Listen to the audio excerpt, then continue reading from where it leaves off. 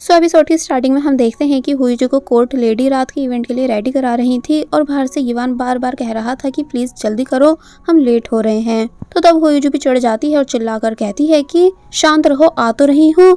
लेकिन यीवान काफी पैनिक हो रहा था। तो तब हियोन आकर पूछता है कि क्या हुआ, मिस हुईजू अभी तक रेडी नहीं हुई है क्या। यीवान कहता है कि हाँ, इतनी देर से अंदर ही है। लेकिन तभी डोर ओपन हुआ और जब जैसी हुईजू बाहर आई तो तब यीवान बुरी तरह शॉक रह जाता है। यानी कि वो हुईजू को देखता ही रह गया क्योंकि वो काफी ज्यादा ब्यूटीफुल दिख रही थी। तो वहीं दूसरी तरफ मिस चांग यून को रेडी करते हुए पूछ रही थी कि क्या आपका जाना जरूरी है। तो तब वो कहता है कि हाँ, यीवान अंकल ने कहा है कि मैं इवेंट में जरूर आऊँ। तो वहीं मिस रांग भी रेडी बैठी हुई थी और उन्हें लेने जोंगवू आया। फिर दोनों साथ में इवेंट के लिए जाते हैं। फिर हम देखते हैं कि वहाँ सब लड़कियां एक लाइन में खड़े होकर क्वीन का स्वागत करती हैं। लेकिन बीच में एक लड़की आकर मिस रांग से बात करने की कोशिश कर रही थी। तो तब वो उसे घूरने लगी, जिस वजह से वो लड़की पीछे हट गई। और फिर मिस रांग जोंगवू से धीरे से कहती है कि ये लड़की यीवान के लिए कैसी रहेगी। तो वो कहता है कि मैं इस मैटर में कुछ नहीं कह सकता हूँ। और फिर तभी हमारे कपल यानी यीवान और हुईजू की एंट्री होती है, जिन्हें सब देखते ही रह गए क्योंकि दोनों साथ में काफी ज्यादा अच्छे लग रहे थे। उन्होंने पहले मिस रांग को ग्रीट करा और फिर दोनों बीच में जाकर डांस करने लगे। तो तब जोंगवू थोड़ा अनकंफर्टेबल हो गया, यानी कि वो जेलस हो रहा था। और मिस रांग कहने लगी कि यीवान चाहता था कि हुईजू यहाँ आए ताकि वो उसे ये गिफ्ट दे सके, मतलब ये पार्टी ही हुईजू का लास्ट गिफ्ट है और फिर इन दोनों के बीच सब खत्म हो जाएगा। लेकिन हुईजू और यीवान के कुछ और ही प्लान्स थे जिस बारे में मिस रांग को अभी पता नहीं है। यीवान कहता है कि जैसे मैं करूं उसी को फॉलो करती जाओ। और फिर डांस रुकते ही वो घुटनों पर बैठा और अपनी मॉम की रिंग निकाल कर उसने हुईजू की तरफ करी, जो देखकर वो सच में सरप्राइज हुई थी। लेकिन फिर सरप्राइज होने का नाटक करने लगी एंड बाकी सबके भी होश उड़ चुके थे इस नजारे को देखकर। बाय द वे, यीवान ने सभी के सामने हुईजू को शादी के लिए प्रपोज करके रिंग पहना दी और सभी उन्हें चीयर भी करने लगे। लेकिन ये देखकर मिस रांग सदमे में चली जाती है कि अभी अभी ये हुआ क्या। और फिर अब हुईजू और यीवान साथ में युन के सामने आए और उन्होंने बोला कि किंग, क्या आपकी ब्लेसिंग हमारे साथ है। तो युन ने अपनी मॉम की तरफ देखा जो कि मना कर रही थी, लेकिन युन फिर भी हाँ कर देता है कि मेरी ब्लेसिंग्स आपके साथ हैं। जिस वजह से मिस रांग का और ज्यादा दिमाग खराब हो गया कि उनके बेटे तक ने उनकी बात नहीं सुनी। जोंगवू भी सबसे जेलस था क्योंकि वो हुईजू को पसंद जो करता है, इसलिए वहां से निकलकर एक खुली जगह आ गया। तभी मिस रांग उसके पीछे आकर कहने लगी कि अब तुम ही कुछ कर सकते हो। तो वो कहता है कि मैं इसमें क्या करूं। तो तब मिस रांग उसे याद दिलाती है कि सारी रॉयल मैरिजेस को सरकार अप्रूव कराती है, तो तुम इसी चीज का फायदा उठाकर शादी के लिए मना कर देना। जोंगवू कुछ सोचकर कहता है कि सॉरी, मैं क्राउन के खिलाफ नहीं जा सकता हूँ। और फिर तभी वहां से चला गया। तो तब मिस रांग और भी ज्यादा चिढ़ गई कि इसने भी मेरी बात नहीं सुनी। तो वहीं दूसरी तरफ जिनसे आकर हियोन से मिली और उसने कहा कि हुईजू को कॉल नहीं लग रही है। तो तब हियोन बताता है कि हमने नेटवर्क बंद करा रखे हैं, इसलिए ऐसा हो रहा है। जिनसे कहती है कि मुझे कोई ऐसी जगह बताओ जहां से मैं कॉल कर सकूं। तो हियोन उसे अंदर ले जाता है। तो वही इवेंट में कुछ लड़कियां यीवान को कांग्रेचुलेशन कर रही होती हैं, लेकिन हुईजू को देखकर वो जेलस भी हो रही थी। फिर जब मिस रांग और जोंगवू दोनों जब यहाँ वापस आए तो यीवान मिस रांग के पास गया और उनसे डांस के लिए पूछता है, जो देखकर वो थोड़ा हैरान थी। फिर दोनों साथ में डांस करने लगे। मिस रांग यीवान से कहने लग जाती है कि मैं इस बात को इतनी आसानी से नहीं जाने दूंगी। तो यीवान कहता है कि आप किंग के ऑर्डर चेंज नहीं कर सकती हो और वैसे भी मैं बस अपनी शादी अपने हिसाब से करना चाहता हूँ। फिर वो कहता है कि वैसे क्या आपको ये अजीब नहीं लगता कि मेरे बड़े भाई की वसीयत इतनी चेंज हो चुकी है। जो सुनकर मिस रांग के होश उड़ गए, यानी वो काफी ज्यादा शॉक हुई। जैसे उनका इस सबसे कुछ तो कनेक्शन है, यानी उन्होंने चोरी छुपे कुछ तो गलत कर रखा है, इसलिए वो रुक गई। तो यीवान कहता है कि मीडिया वाले देख रहे हैं, इसलिए प्लीज स्माइल करते हुए डांस करती चाहिए। तो वहीं हुईजू भी जोंगवू को डांस के लिए पूछती है। तो वो हुईजू का हाथ देखकर स्कूल की बात याद करने लगता है कि जब उसने कुछ लड़कों को कहते हुए सुना था कि हुईजू को जानबूझकर लिफ्ट में बंद कर दिया गया है ताकि वो क्लास में नहीं पहुंच सके। तो जोंगवू उसकी हेल्प के लिए वहां गया था और उसी ने हुईजू को लिफ्ट से बाहर निकाला था। यानी जोंगवू वाकई हुईजू का काफी पुराना लवर है। फिर हुईजू जोंगवू का हाथ पकड़कर अपने साथ लेकर जाने लगी थी ताकि टीचर उसकी बात पर यकीन कर सकें कि वो सच में लिफ्ट में फंस गई थी। यानी अगर वो कहती तो टीचर बिलीव नहीं करते, पर अब जोंगवू कहेगा तो टीचर बिलीव कर लेंगे। जो सुनकर जोंगवू फिर खुद से हुईजू का हाथ पकड़ के यहाँ से भागने लगता है, यानी कि उसने हुईजू की उस टाइम पर भी हेल्प करा दी थी। ये सब याद करके जोंगवू डांस के लिए हुईजू के साथ चला गया। फिर हुईजू कहती है कि तुम मेरे सबसे अच्छे दोस्त हो, जिसने हमेशा मुझे सपोर्ट करा है, इसलिए मैं चाहती हूँ कि हम हमेशा सेम टीम में ही रहें। तभी पार्टनर स्विच होते हैं तो जोंगवू हुईजू को ही देख रहा था कि वो कैसे यीवान के साथ डांस कर रही है, यानी वो एक बार फिर जेलस हो रहा था, जो बात मिस रांग नोटिस कर लेती हैं। फिर जब वापस हुईजू जोंगवू के साथ डांस करने आई तो जोंगवू ने कहा कि मैं तुम्हारा साथ दूंगा, बस मुझसे प्रॉमिस करो कि तुम कभी मुझसे झूठ नहीं बोलोगी। तो तब हुईजू मान गई और फिर तभी डांस एंड हो जाता है। मतलब नेक्स्ट सीन में हम देखते हैं कि इवेंट के बाद हुईजू और यीवान एक शांत जगह गए और हुईजू बस रिंग को ही देखते हुए खुश हो रही थी और कहती है कि मुझे तो यकीन ही नहीं आ रहा है कि ये रिंग तुम्हारी मॉम की है, यानी पुरानी क्वीन की। तो तब यीवान कहता है कि ये नेशनल खजाना है, इसलिए डिवोर्स के बाद मुझे ये वापस कर देना। तो हुईजू रिंग निकालने लगी कि लो अभी ले लो। तो तब यीवान हंसकर कहता है कि तुम इतनी जल्दी गुस्सा मत हो जाया करो, यानी फिलहाल तुम इसे रख सकती हो। हुईजू कहती है कि वैसे तुम्हारी मॉम सबसे ज्यादा तुमसे प्यार करती थी, इसलिए उन्होंने ये रिंग तुम्हें दी, ना कि तुम्हारे बड़े भाई को। तो तब यीवान उदास होकर बताने लगा कि मॉम की बस ये एक रिंग ही मेरे पास है, वरना मेरे फादर तो मुझे कभी प्यार करते ही नहीं थे और ना ही कभी कुछ देते थे। जो सुनकर हुईजू आंखें बंद करके हवा महसूस करने लगी। तो तब यीवान उसको प्यार से देखने लगा और फिर उसके हेयर पीछे करता है, जिस सबसे हुईजू काफी ज्यादा नर्वस हो गई। लेकिन यीवान स्माइल कर रहा था क्योंकि वो हुईजू के साथ हमेशा खुशी रहता है, यानी कि ये मोमेंट काफी स्वीट था। तो वहीं ह्योन रोजेस का बुके बना रहा था। तो तब जिनसी उसे सभी अलग अलग रोजेस के नाम बताती है और कहती है कि मेरे पेरेंट्स की एक फ्लावर शॉप थी। ह्योन जिनसी से बातें कर ही रहा था, लेकिन तभी हुईजू और यीवान ये दोनों वहां आ गए और हुईजू ने जिनसी से पूछा कि इंटरनेट पर क्या चल रहा है। जिनसी कहती है कि पूरे इंटरनेट और सोशल मीडिया पर सिर्फ आप दोनों की ही चर्चे हो रहे हैं कि दोनों साथ में कितने अच्छे लग रहे थे। और प्रिंस यीवान ने मिस हुईजू को सभी के सामने प्रपोज भी कर दिया है। ये सब कितना रोमांटिक था। हुईजू खुश होकर कहने लगी कि पीआर टीम के साथ मेरी मीटिंग रख दो। तो जिनसी बताती है कि मैंने ऑलरेडी कल 10 बजे मीटिंग रख दी है। तो ये सुनकर हुईजू इम्प्रेस हो गई कि कैसे जिनसी मेरे कहने से पहले सब कर देती है। तो वहीं हुईजू का भाई और भाई की वाइफ ये दोनों भी न्यूज देखकर काफी खुश हो रहे थे। हांता कहती है कि अब हम रॉयल फैमिली का पार्ट हैं, जो कि किसी सपने से कम नहीं, और ये सब सिर्फ हुईजू की वजह से हो पाया है। अब तो मेरी फ्रेंड्स जल भुनकर राख हो जाएंगी। तो तब टाई भी खुश हो रहा था कि वो भी प्रिंस का ब्रदर इन लॉ बनेगा। एक्चुअली देखने में ऐसा लग रहा है कि जैसे ये दोनों हुईजू का बुरा नहीं चाहते हैं, बल्कि हुईजू का अच्छा सुनकर खुश हो रहे हैं। पर इन्हें ये भी लगता है कि जब हुईजू शादी कर लेगी, यानी डिवोर्स भी अगर करेगी, तो कंपनी टाई को ही मिलेगी, जबकि हुईजू के कुछ अलग ही अपने प्लान्स चल रहे हैं। लेकिन तभी टाई सोचकर कहने लगा कि वो मैकेनिक मरा कैसे। फिर हम फ्लैशबैक में देखते हैं कि जब हुईजू अपने भाई से मिलने आई थी, तो यहाँ उसने अपने भाई से हेल्प मांगी थी कि प्लीज पता करो कि ये आदमी कौन है, क्योंकि इसने मेरी कार के ब्रेक्स फेल करा कि मुझे मारने की कोशिश की थी। लेकिन हुईजू यहाँ फिलहाल टाई को ये नहीं बताती है कि इस पर्सन के पास हमारा फैमिली कार्ड था, जो कि या तो टाई का है या फिर उसके फादर का।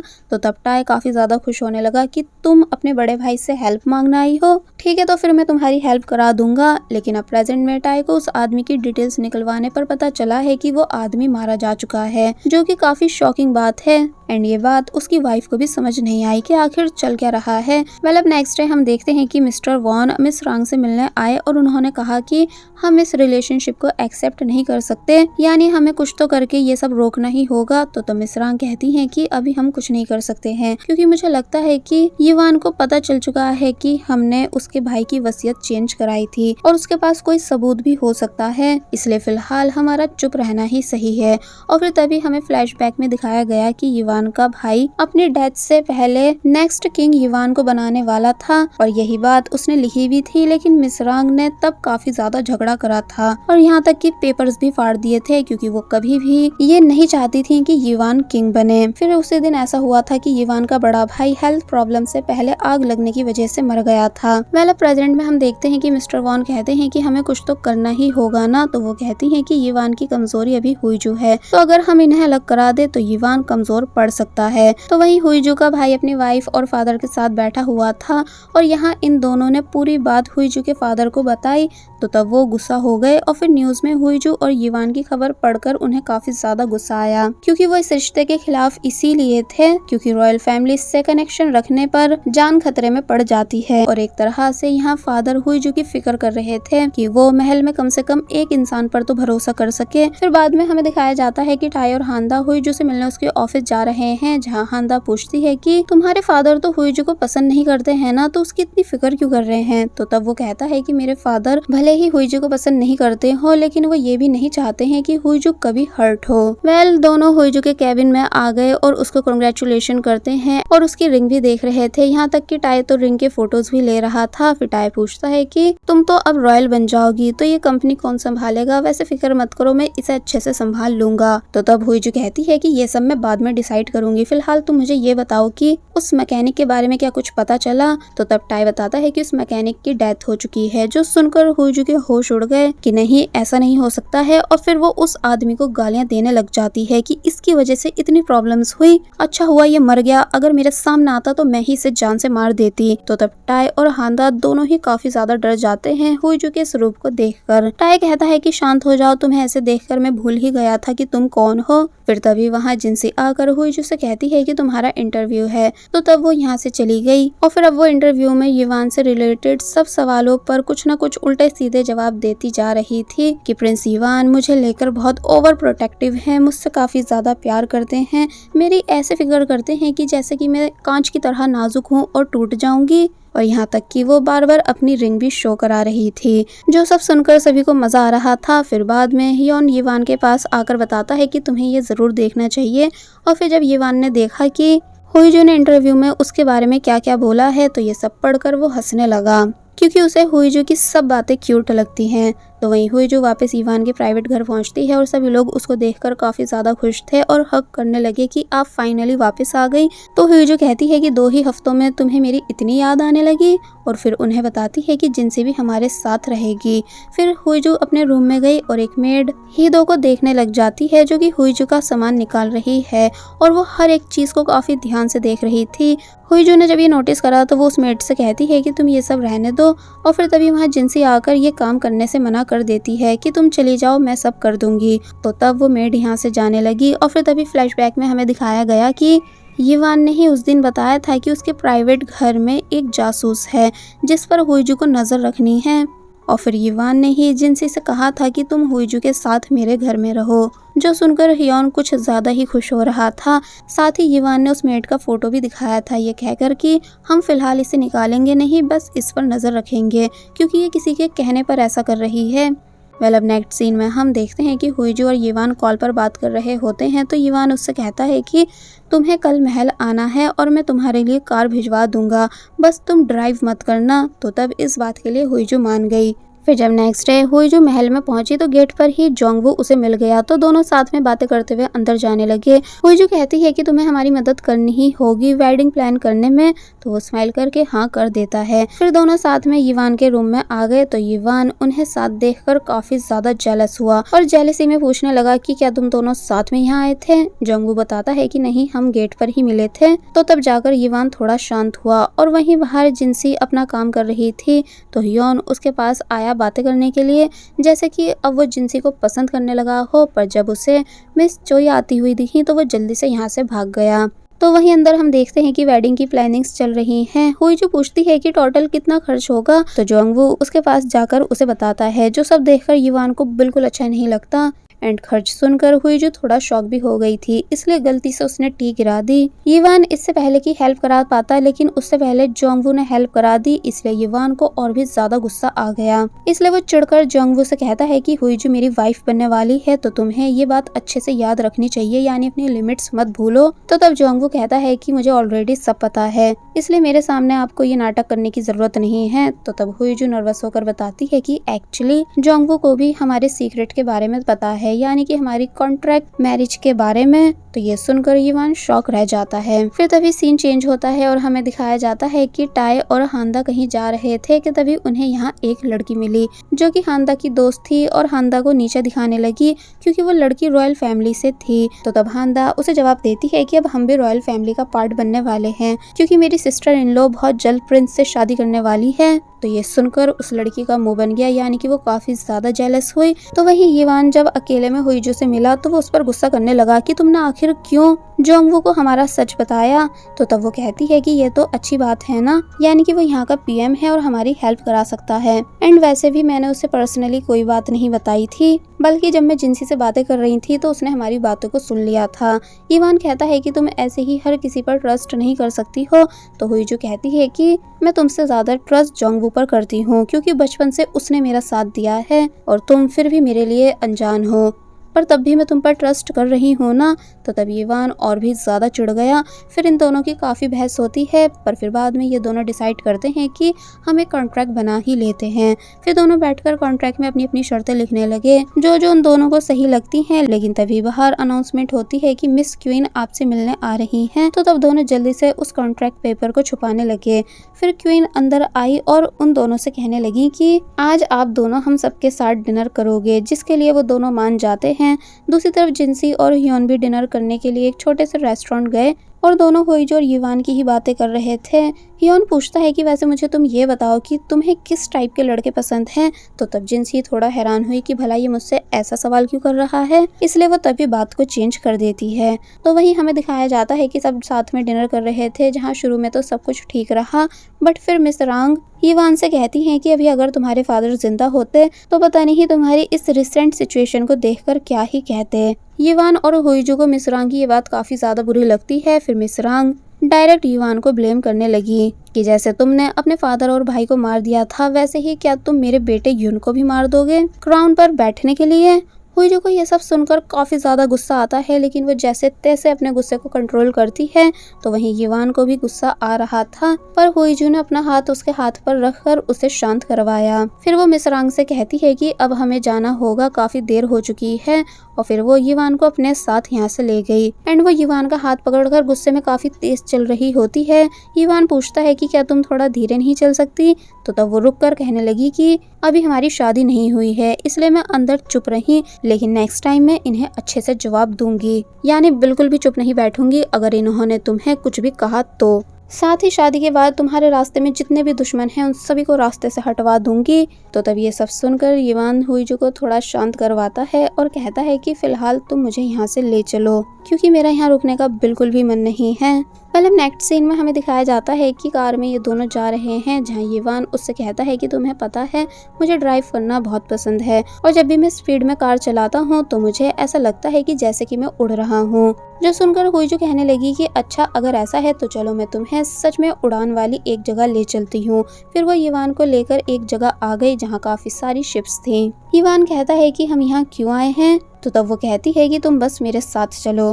फिर तभी सीन शिफ्ट हुआ जहाँ हम देखते हैं कि जिनसी ह्योन और मिस चोई साथ में बैठे थे और बातें कर ही रहे थे कि तभी ह्योन यहाँ आकर पूछता है कि अंकल युवान कहाँ हैं, और मैंने सुना था कि मिस हुईजू भी यहाँ आई थी, लेकिन अब क्योंकि वो दोनों ही यहाँ नहीं थे तो तब वो उदास होकर चला गया। एंड ह्योन और मिस चोई दोनों उसके पीछे पीछे गए। तो तब जिनसी कहती है कि वैसे एक बात है कि ये छोटे से किंग है काफी क्यूट। अब हम देखते हैं कि हुईजू और युवान शिप में बैठे थे। तो तब हुईजू कहती है कि यहाँ कोई नहीं है, इसलिए तुम यहाँ जो चाहे वो कर सकते हो। फिर वो युवान को कुछ खिलाती है, जबकि युवान वो मुंह से निकाल रहा था कि मैंने तुम्हें कितनी बार बताया है ना कि मैं बाहर का खाना नहीं खाता हूँ, मुझे सिर्फ रॉयल रेस्टोरेंट से खाना खाना अलाउड है। तो तब हुईजू बोली कि चुपचाप इसे खा लो, वरना ऐसे तो तुम भूखे ही रह जाओगे, क्योंकि मैंने देखा था कि डिनर में भी तुमने कुछ नहीं खाया था। तो तभी युवान हुईजू से डरकर खाना खा लेता है, लेकिन फिर तभी उसे वॉमिट हो गई। तो तब हुईजू उसे अंदर बिठाकर उसका खुद से इलाज करती है। युवान को ये देखकर अच्छा लगा और वो ठीक भी महसूस करने लगा था। तो तब हुईजू उसको बाहर ले गई और शिप के एक कोने में जाकर वो कहने लगी कि चलो अब तुम उड़ने के लिए रेडी हो जाओ। फिर हुईजू किनारे पर अपने दोनों हाथ फैलाकर खड़ी हो जाती है। ठीक टाइटैनिक पोज की तरह। एंड यीवान उसे काफी प्यार से देख रहा था, यानी कि दोनों साथ में काफी ज्यादा खुश थे और एंजॉय कर रहे थे। लेकिन तभी यीवान कहता है कि चलो अब मुझे आगे आने दो। फिर जैसे ही वो आगे आ रहा था कि तभी शिप हिली और दोनों साथ में नीचे गिर गए। थोड़ी देर दोनों एक दूसरे को देखते रह जाते हैं क्योंकि दोनों ही एक दूसरे के काफी क्लोज थे। फिर यीवान हुईजू से बोला कि तुमने मुझसे कहा था ना कि मैं यहाँ कुछ भी कर सकता हूँ और तुम मेरा साथ दोगी। हुईजू बोली कि हाँ। तो ये सुनकर उसने तभी हुईजू को किस कर दी क्योंकि वो अब और ज्यादा अपनी फीलिंग्स पर कंट्रोल नहीं कर पा रहा था।